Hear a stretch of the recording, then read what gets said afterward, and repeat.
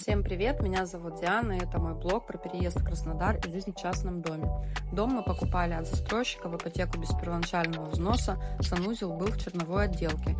Сейчас он уже оштукатурен. Пару дней назад я прогрунтовала полы и стены грунтовкой глубокого проникновения, и сегодня, пока мой муж на работе, делаю гидроизоляцию. У нас многодетная семья, деньги есть куда тратить, поэтому, собственно, ремонт мы стараемся делать максимально бюджетно, своими силами. В общем, мысль моего видео такова: когда есть желание и настрой, всегда можно без кучи дизайнеров, без кучи рабочих, потихоньку что-то делать своими силами. Ну а что из этого получится, можете далее смотреть на моем канале.